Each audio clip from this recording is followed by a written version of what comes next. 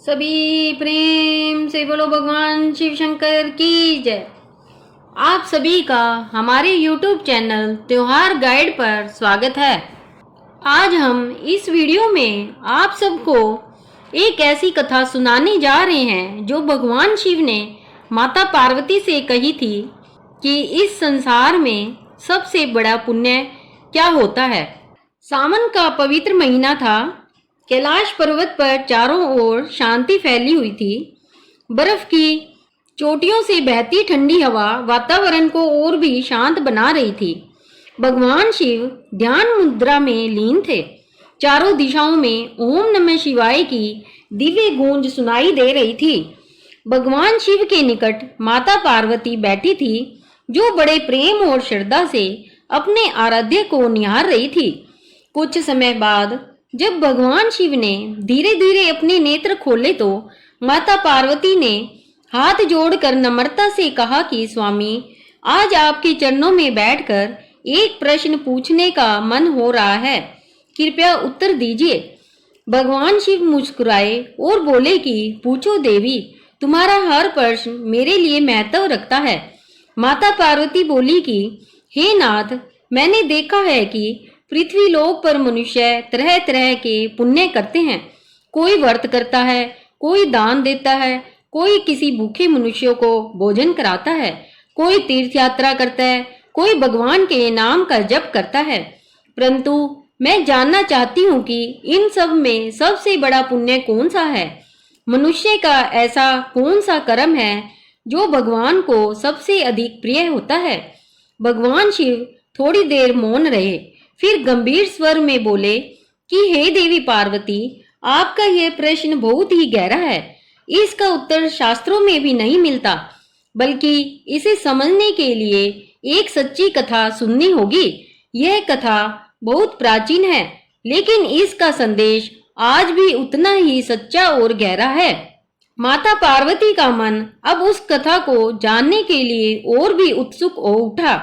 उन्होंने विनम्र स्वर में कहा कि हे नाथ, कृपया कर वह रहस्य मुझे बताइए, ताकि मैं भी उसे संसार को सुना सकूं कि सबसे बड़ा पुण्य क्या है। भगवान शिव बोले, सुनो देवी, आज मैं तुम्हें एक अत्यंत प्राचीन कथा सुनाता हूँ। वह कथा जो किसी वेद या पुराण में नहीं लिखी गई, परंतु ब्रह्मा से लेकर मनुष्यों तक जिसने भी उसे हृदय से सुना है, उसके भीतर करुणा, ज्ञान और भक्ति का जन्म हुआ है। यह कथा एक साधारण से मनुष्य की है, परंतु उसका हृदय इतना विशाल था कि वह स्वयं देवताओं को भी सोचने पर विवश कर दिया। पार्वती का मन अब पूरी तरह कथा में डूब चुका था। भगवान शिव ने एक पल मौन धारण किया और फिर बोले कि यह कथा है रौरव वन में रहने वाले एक निर्धन ब्राह्मण की, और यहीं से प्रारंभ होती है वह अद्भुत यात्रा जो एक साधारण मनुष्य को दिव्य बना देती है। हे पार्वती, बात उस समय की है जब पृथ्वी लोक पर कलयुग की छाया अभी दूर थी और मनुष्यों के हृदय में धर्म, करुणा और सच्चाई का दीपक जलता था। हिमालय की तराई में एक घना वन था, रौरव वन, जहाँ केवल तपस्वियों और वन्य जीवों का ही वास था। उसी वन की एक छोटी सी कुटिया में एक वृद्ध ब्राह्मण निवास करता था, जिसका नाम था गोपाल दास। गोपाल दास निर्धन था। तन पर फटे पुराने वस्त्र थे। भिक्षा से प्राप्त अन्न ही उसका भोजन था और जल के लिए निकट बहती एक छोटी जलधारा ही उसका सहारा थी। परंतु उसकी आत्मा निर्मल थी और हृदय में भगवान नारायण के प्रति अटूट श्रद्धा थी। प्रतिदिन ब्रह्म मुहूर्त में उठकर वह गंगा स्नान करता, अग्निहोत्र करता, तुलसी की परिक्रमा करता और प्रभु को पुष्प अर्पित करता। उसकी दिनचर्या तप, ध्यान और दया से भरी हुई थी। एक दिन की बात है, जब आकाश में बादल गरजने लगे और रौरव वन में एक भयानक तूफान आया। वृक्ष उखड़ कर गिरने लगे, समस्त पशु इधर उधर भागने लगे और आकाश से मूसलाधार वर्षा होने लगी। तभी गोपाल दास की कुटिया के बाहर किसी पशु के कराने की आवाज आई। गोपाल दास ने कुटिया से बाहर आकर देखा तो पाया कि एक घायल हिरनी बुरी तरह कांप रही थी। उसका पैर किसी कंटीली बेल में फंस गया था और निरंतर खून बह रहा था। वह असहाय होकर प्रभु को पुकार रही थी। ब्राह्मण के भीतर करुणा की तरंग उठी। उसने बिना देर किए अपने गेरुए वस्त्र फाड़कर हिरनी के घायल पैरों को बांध दिया, उस पर चादर उड़ा दी और उसे कुटिया के भीतर ले आया। कई दिन तक वह उसी हिरनी की सेवा में लगा रहा। उसके लिए फल, जल, औषधियां लाकर उसकी चोटों का उपचार किया। वह स्वयं भूखा रहता, परंतु हिरनी का पेट अवश्य भरता। कुछ दिनों पश्चात वही हिरनी जो पहले पीड़ा से कांप रही थी, अब वह ब्राह्मण की गोद में सुकून के साथ सोने लगी। भगवान शिव बोले कि हे पार्वती, उस समय स्वर्ग लोक में देवराज इंद्र सहित कई देवता यह दृश्य देख रहे थे। वे सभी आश्चर्यचकित थे कि एक ब्राह्मण जो स्वयं भूखा रहता है, वह एक वन्य जीव की सेवा इतने प्रेम और समर्पण से कर रहा है। तब नारद मुनि ने इंद्र से कहा कि हे देवराज, देखो यह जो करुणा इस ब्राह्मण के भीतर है, यही पुण्य का सबसे ऊंचा स्वरूप है। इंद्र बोले कि पर क्या करुणा ही सबसे बड़ा पुण्य है? नारद ने मुस्कुराकर कहा कि इस प्रश्न का उत्तर स्वयं भोलेनाथ देंगे, क्योंकि वे ही करुणा के परम स्रोत है। शिवजी रुकते हैं। पार्वती की आंखों में श्रद्धा और जिज्ञासा एक साथ चमकने लगती है। वे कहती है कि स्वामी, आगे क्या हुआ? क्या वह ब्राह्मण ऐसे ही हिरनी की सेवा करता रहा? भगवान शिव बोले कि नहीं देवी, असली परीक्षा तो अभी बाकी थी, और वही परीक्षा इस कथा को उस मोड़ पर ले जाती है जहां मैं तुम्हें बताऊंगा कि सबसे बड़ा पुण्य क्या है। भगवान शिव बोले कि हे पार्वती, गोपाल दास ब्राह्मण की वह सेवा और करुणा केवल बाहरी दिखावा नहीं थी, बल्कि वह उसके हृदय की सच्ची भावना थी। जैसे एक माँ अपने बच्चे की देखभाल करती है, वैसे ही वह उस घायल हिरनी की सेवा कर रहा था। दिन बीतते गए, ऋतु बदली, पर उसकी सेवा और श्रद्धा में कोई कमी नहीं आई। उसकी तपस्या में अब केवल मंत्र नहीं थे, बल्कि एक जीव के प्रति करुणा और त्याग का अमूल्य भाव समाहित हो गया था। लेकिन हे देवी, जहाँ धर्म होता है वहाँ परीक्षा अवश्य आती है, और जब पुण्य का मार्ग कठिन हो जाता है तभी वह महान बनता है। एक दिन रात्रि का समय था। चंद्रमा मेघों में छुप गया था और चारों ओर अंधकार छाया हुआ था। गोपाल दास अपनी कुटिया के द्वार पर बैठकर मंत्रों का जप कर रहा था। तभी उसे एक तेज आवाज सुनाई दी। एक युवक घबराया हुआ, रक्त से लथपथ उसकी कुटिया की ओर दौड़ता आया। उसके पीछे क्रूर सैनिकों का एक दल था जो उसे मारने के लिए उसका पीछा कर रहा था। युवक थका हुआ था और उसकी सांसें तेज चल रही थी। जैसे ही वह कुटिया तक पहुंचा, उसके पैर लड़खड़ाए और वह गोपाल दास के चरणों में गिर पड़ा। गोपाल दास ने तुरंत उसे सहारा दिया और भीतर ले गया। बिना कुछ पूछे उसने युवक की चोटों पर जड़ी बूटियों का लेप लगाया और पट्टियां बांधी। कुछ समय बाद युवक को होश आया। वह कांपती आवाज में बोला कि हे मुनिवर, मेरी रक्षा कीजिए। मैं राज दरबार से भागा हुआ एक दास हूँ। राजा ने झूठे आरोप लगाकर मुझे मृत्यु दंड दिया है। मैं निर्दोष हूँ। आप ब्राह्मण हैं, आपकी शरण में आकर कोई भी प्राण बचा सकता है। गोपाल दास स्तब्ध रह गया। तभी सैनिक वहां पहुंचे और बोले कि हे वृद्ध, क्या तुमने एक अपराधी को शरण दी है? यदि वह यहाँ छिपा है तो हमें बताओ, अन्यथा तुम्हें दंड मिलेगा। हे देवी, अब गोपाल दास के सामने धर्म का सबसे कठिन प्रश्न खड़ा था। एक ओर राजा का भय, दूसरी ओर निर्दोष युवक की प्रार्थना। वह जानता था कि झूठ बोलना पाप है, पर वह यह भी जानता था कि निर्दोष की हत्या भी महापाप है। क्या करें? वह कुछ पल शांत रहा, फिर अपनी लकड़ी उठाई और सैनिकों से कहा कि जिसे तुम अपराधी कहते हो वह मेरी शरण में है। अब उसका अपराध या निर्दोषता ईश्वर जाने। मैं उसे तुम्हारे हवाले नहीं कर सकता, क्योंकि शरणागत की रक्षा करना मेरा धर्म है। यदि उसे मारना हो तो पहले मेरी गर्दन काटो। सैनिक अचंभित रह गए, वे राजा की आज्ञा से बंधे हुए थे। इस पर वृद्ध ब्राह्मण की निर्भीकता और त्याग ने उनके अस्त्र नीचे करा दिए। उन्होंने ब्राह्मण की शरण में आए उस युवक को देख लिया था, लेकिन कोई भी उस पर हाथ नहीं उठा सका। सैनिक वापस लौट गए। हे पार्वती, उस रात स्वर्ग के देवता नतमस्तक हो गए। ब्राह्मण ने ना तो वेदों का पाठ किया था, ना ही कोई हवन या कोई यज्ञ किया। फिर भी उसने जो किया वह ऐसा पुण्य था जिसे करना आसान नहीं था। उसने शरणागत की रक्षा की, अहिंसा और त्याग के एक ही क्षण में दर्शन करा दिए। अब पार्वती धीरे धीरे कहती है कि स्वामी, क्या यह वही क्षण था जहां आपने उसे सबसे बड़ा पुण्य कहा? भगवान शिव ने गंभीर स्वर में कहा कि हाँ देवी, जब कोई प्राणी केवल अपने लिए नहीं, दूसरों के प्राणों की रक्षा के लिए सत्य और त्याग के मार्ग पर चलता है, तब वह सबसे बड़ा पुण्य करता है। यही वह पुण्य है जो प्रार्थना, यज्ञ या तीर्थ से भी ऊंचा होता है। भगवान शिव बोले कि हे पार्वती, गोपाल दास ब्राह्मण का वह निर्णय जहां उसने शरणागत की रक्षा के लिए अपने प्राणों की भी चिंता नहीं की, वह क्षण पृथ्वी पर तो हुआ, पर उसकी गूंज स्वर्गलोक तक पहुंची। इंद्र, वरुण, अग्नि और यम सभी देवताओं ने अपने अपने लोकों से देखा कि एक साधारण तपस्वी ने उस धर्म की रक्षा की जिसे स्वयं वेदों मन सर्वोच्च बताया गया है। देव सभा में नारद मुनि पहुंचे। उन्होंने करताल बजाई और कहा कि हे देवराज, आज पृथ्वी पर धर्म की ज्योति एक बार फिर जल उठी है। गोपाल दास ने ऐसा कर्म किया है जो ना किसी ऋषि ने किया, ना किसी राज ऋषि ने।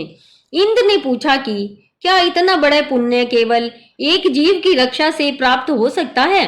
नारद बोले कि नहीं देवराज, वह पुण्य केवल रक्षा से नहीं, त्याग और निस्वार्थता के भाव से जन्मा है। जब कोई जीव अपने हितों को त्याग कर परहित में खड़ा हो जाए तो वह स्वयं देवत्व को प्राप्त करता है। इधर रौरव वन में गोपाल दास ने उस युवक की, जिसे सैनिक पकड़ना चाहते थे, रक्षा करने के बाद भी कुछ नहीं कहा। उस युवक ने चरणों में गिरकर कहा कि मुनिवर, आपने मेरे लिए जो किया है वह मैं जीवन भर नहीं भूल सकता। पर मैं एक साधारण दास नहीं, मैं स्वयं राजा का बड़ा मंत्री हूँ, जिसे षड्यंत्र में फंसाकर मौत की ओर धकेला गया। ब्राह्मण ने शांत स्वर में कहा कि वत्स, तुम्हारी पहचान मेरे लिए महत्वपूर्ण नहीं है। मेरे लिए केवल इतना ही पर्याप्त था कि तुम भयभीत होकर मेरी शरण में आए और शरणागत की रक्षा ही ब्राह्मण का धर्म है। उस युवक ने प्रणाम किया और कहा कि अब मैं इस जीवन को परोपकार और धर्म के लिए समर्पित करूंगा। भगवान शिव बोले, हे पार्वती, उधर स्वर्गलोक में जब यह सब देखा गया तो यमराज ने स्वर्ग की पुस्तक में गोपाल दास के पुण्यों को गिनना चाहा। उन्होंने जब उस कर्म का फल देखा तो विस्मित रह गए। वह पुण्य इतना विराट था कि उसके प्रभाव से गोपाल दास को स्वर्ग नहीं, साक्षात कैलाश पर स्थान मिलने योग्य बताया गया। पार्वती ने हाथ जोड़ते हुए कहा कि स्वामी, इतना बड़ा पुण्य केवल शरणागत की रक्षा से प्राप्त हुआ। भगवान शिव बोले कि हाँ देवी, क्योंकि उसमें कोई स्वार्थ नहीं था। जब पुण्य स्वार्थ से परे होता है, जब किसी के लिए अपने जीवन को दांव पर लगाया जाता है, तो वह पुण्य न केवल मनुष्य को ऊंचा करता है, बल्कि देवताओं को भी झुका देता है। यही है सबसे बड़ा पुण्य, निस्वार्थ रक्षा, सत्य के लिए अड़िग खड़ा होना और कल्याण से भरा हृदय। भगवान शिव बोले कि हे पार्वती, जब गोपाल दास ब्राह्मण का पुण्य पृथ्वी और स्वर्ग दोनों लोकों में पूज्य हो गया, तब स्वयं क्षीर सागर में विराजमान भगवान विष्णु ने भी अपनी दिव्य दृष्टि से यह सब देखा। उन्होंने शेषनाग से कहा कि हे अनंत, देखो, इस कलयुग पूर्व के एक साधारण ब्राह्मण ने ऐसा कर्म किया है जिसे देखकर मेरा हृदय भी द्रवित हो गया है। जब मनुष्य अपने जीवन का उपयोग केवल अपने लिए नहीं, पर हित के लिए करता है, तभी वह ईश्वर के समीप आता है। अब समय आ गया है कि मैं उसे अपने साक्षात दर्शन दूं। उस रात्रि जब गोपाल दास अपने यज्ञ कुंड के पास बैठकर शांति से भगवान नारायण के नाम का जप कर रहा था, तभी एक तेज प्रकाश उसके सामने प्रकट हुआ। वह प्रकाश इतना दिव्य था कि आंखें बंद करने पर भी वह दिखाई दे रहा था। जब ब्राह्मण ने नेत्र खोले तो देखा कि स्वयं भगवान विष्णु अपने चतुर्भुज रूप में शंख, चक्र, गदा और पद्म के साथ खड़े हैं। गोपाल दास तुरंत भूमि पर दंडवत हो गया। उसकी आंखों से अश्रुधारा बहने लगी। भगवान विष्णु ने उसके सिर पर करुणा से हाथ रखा और बोले कि वत्स, तुझे ना किसी वेद की आवश्यकता थी, ना किसी तीर्थ की।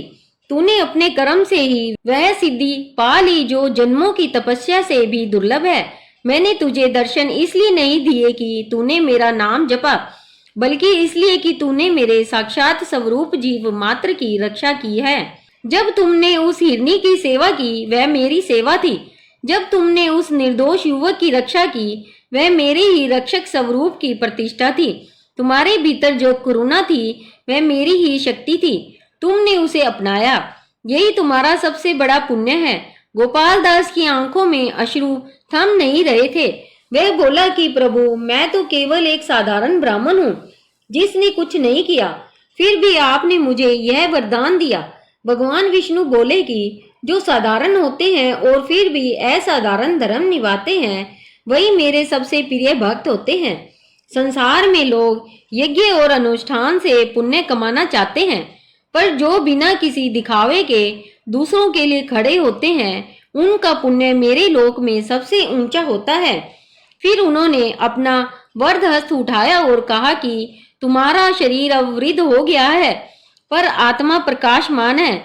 अब तुम इस जीवन को यहीं समाप्त करोगे और फिर मेरे धाम में स्थान पाओगे, जहाँ ना मृत्यु है, ना दुख, केवल शांति और भक्ति है। और उसी क्षण वह दिव्य प्रकाश जैसे आकाश में विलीन हो गया। हे पार्वती, गोपाल दास ने अपनी आंखें बंद कर ली।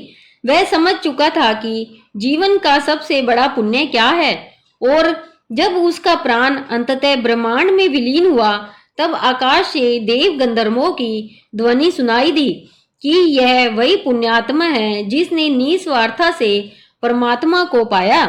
भगवान शिव बोले कि हे पार्वती, जब गोपाल दास ब्राह्मण ने अपने प्राण त्यागे, उस समय केवल देवता ही नहीं, समस्त प्रकृति भी स्तब्ध हो गई।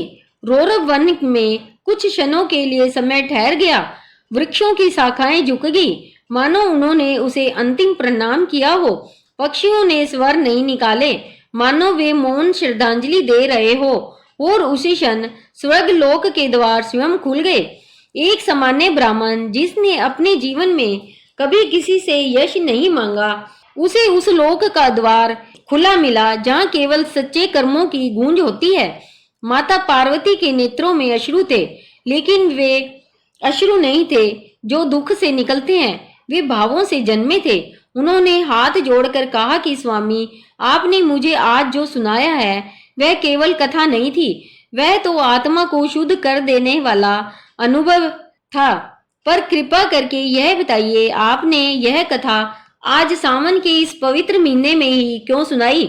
भगवान शिव बोले कि हे देवी, सावन केवल ऋतु नहीं है, ये आत्मा के भीगने का समय है।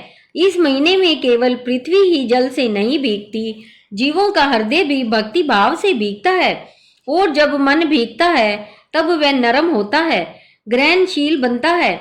यही वह समय है जब मनुष्य को सच्चे पुण्य, धर्म और करुणा की शिक्षा देनी चाहिए।